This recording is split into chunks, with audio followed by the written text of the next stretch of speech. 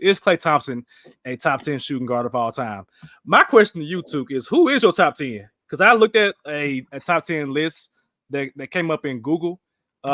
But like off top of your head, or unless you got like a list that's listed right now. 1, 2, 3, 4, 5, 6, 7. So I got 7 for sure. Okay. No. Before you even go, we only need to really get to 6 names because when you're talking top 10 shooting guards, 4 of them should already be covered. Absolutely. Yeah. Absolutely. 4 of them should already be covered. And we're gonna say this so everybody know: MJ, Kobe, Wade, Iverson. Easy. I would put Harden up at 5 somewhere. I think. Don't worry about it. We ain't there yet. But Okay. You can put Harden there.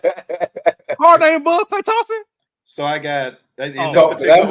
This is what we're gonna talk. This is why I said I got shits. I'm on a few hours of sleep. Y'all finna get this. So again, we got the 4 right here. We got Ray Allen 5. I don't think anybody debates. Okay, good. 5. Ray up there. Yeah. I got Clyde Drexler. I got the rest of them is no particular order. Top 35 in points and assists of all time. Top 10 steals. Clyde Drexler there. George Gervin. We want to give a little respect to the Iceman. The Iceman finger roll. Actually led the league in scoring 4 times. Cool. Yes, sir. To give him that. So that's what 6. So this is where it get interesting. I do have Klay Thompson in the top 10. So that's 7 for me. We got Reggie Miller. Okay. We got, like you said, James Harden. Okay. We got Vince Carter. Okay. We got my all-time favorite player, or growing up, Tracy McGrady. Okay. That's 10 or 11. Okay. Who am I missing? Who are we adding? And if we finna start with the shenanigans right now, I got Klay Thompson. I got Reggie Miller. I got, unfortunately, I don't even want to put James Harden top 10, to be honest with you. He top 10, bro. I'm sorry, he top 10. You got to. He was top 15 in assists. He top 10, bro. He got top 10, bro. Come on. Prime James Harden in Houston, bro. Hey, man. You can't knock the hustle, brother. All right, so then that would leave either Vince or McGrady to finish out the rest of the 10. Man, hold on, man. Okay, so let's talk about the Klay Thompson thing, because if you want to talk, everybody think about Klay Thompson. I ain't even gonna bring up the 4 championships, even though I just did. But let's talk about what he did on the court. 12 3-pointers in 3 games or more. 37 points in a quarter, y'all. 60 points in 3 quarters. Like, come on, bro. If we talking about an actual shooting guard, name me a better shooting actual guard that shot better than Klay Thompson. Hey, for me, I got Klay top 75 for sure. Like, he should be on that top 75 list. Okay. I'm with you in that regard. I think when I look at the top 10 shooting guards, of course, we talked about Jordan, Kobe, Wade, and Iverson. I can name 10 right now. So that's what 4. You got Harden, that's 5. Not in any order. Harden, that's 5. Iceman, that's 6. Drexler, that's 7. Reggie, that's 8. Ray Allen, that's 9. I think Vince Carter is better than Klay Thompson. Vince Carter, I'm not now accolades wise, I can see it because Klay 4 rings, flamethrower for an arm. I got you on that. Like Vince Carter and T-Mac, bro, he's better than Vince Carter and T-Mac. I'm like, man, look. I went even. But here's my thing. So I didn't even have Harden. I would rather, just me personally, I got Klay over Harden, bro. I'm sorry. Y'all know how I've literally watched James Harden from his entire career from now. I get MVP he won the Harden. MVP. I get it. But he was essentially, with outside of rebounds, he putting up Trae Young numbers. And if we want to be fair about the numbers, you don't disrespect Trae Young because you call him a pass first ball hog, which is exactly what James Harden was. Number 1. Number 2, Sheedy, you've already mentioned on this podcast already how James Harden don't perform in the playoffs. We've said this on this podcast multiple times, and I've lost count of how many times I've said it. I'm not putting nobody in the top 10 that is like, I gotta wonder if you're gonna show up in the playoffs or not. Unfortunately, and people can we gonna be real about it. Let's be real about it. Some people can say the same thing about my dog T-Mac on how he never made it out the first round. Vince Carter ain't had too much playoff success, if you want to be real about it. So Klay Thompson, 4 rings, actually the best shooter, probably the best shooting guard of all time. I can't not put him in the top 10. Sheedy, you over here? What's up, bro? Accolades. I love you brought that up. 4 rings, right? Do we say that Robert Horry is a better player than Charles Barkley or Karl Malone because of their rings? But then again, that's why I didn't bring up the rings, even though I did bring them up. Okay, cool. So we won't bring up the rings. Cool. I'll exit out the conversation. Let's keep it objective. Cool. Okay, cool. So back to the T-Mac. Let's just talk about T-Mac, Vince Carter, and Klay Thompson. If you were to say start, bench, and cut those players, now I won't even do that. Let's just go talk about their actual teams. Vince Carter led his team. T-Mac led his team. Klay Thompson was second fiddle to a unanimous MVP and was always second to Steph Curry. And so when I look at the teams that were constructed with T-Mac, even when going to the Magic, he was still going to be the first fiddle over Grant Hill. He was still the first fiddle in Houston over Yao. Vince Carter, he was a shot away from being in the East Conference Finals. I mean, from winning the East Conference Finals for being against the Lakers. He said would have got his ass whooped anyway. But yet all the players that we've named before Klay Thompson have all led their teams on their own in some way, shape, or form.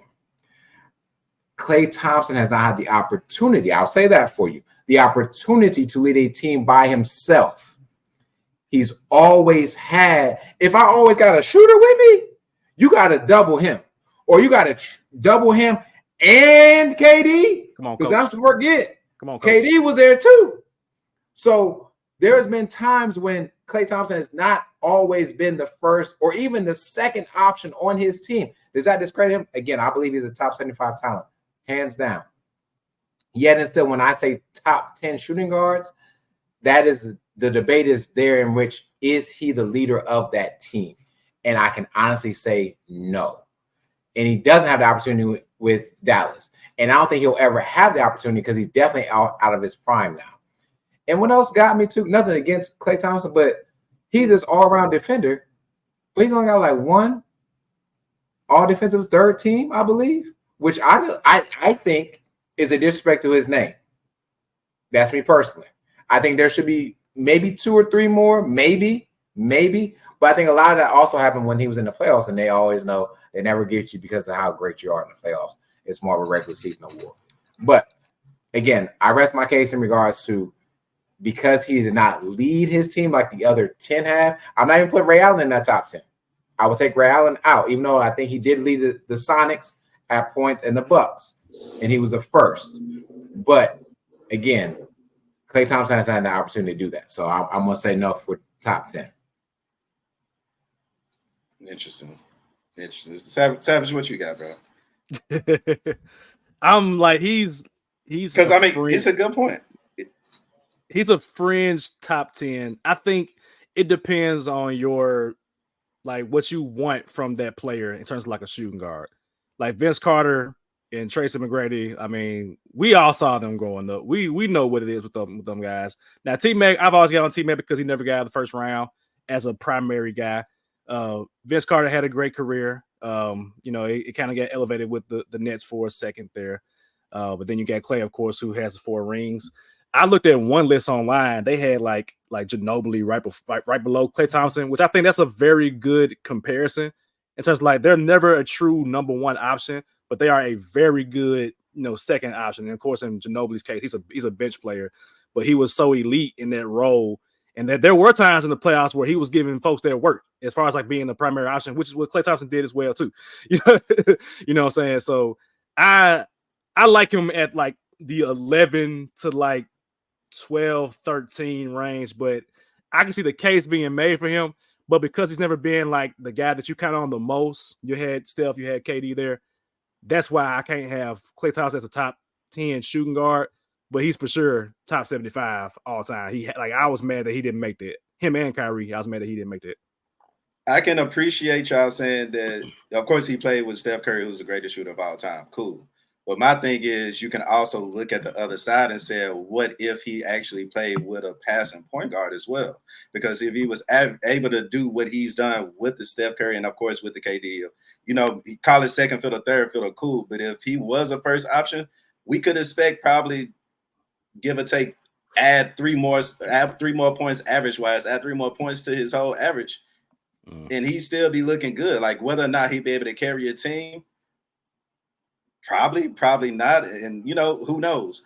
But I think we can't. I'm not gonna put Klay Thompson's circumstance of playing with the greatest shooter of all time because of what he's still been able to do when he still played. Again, he holds the records for the most shoot 3-pointers of all time. He holds all kind of 3-point records that you could think of. If he did get injured, ain't no telling what he probably, in my opinion, just me, I think he beat Steph Curry as far as like the most threes of all time.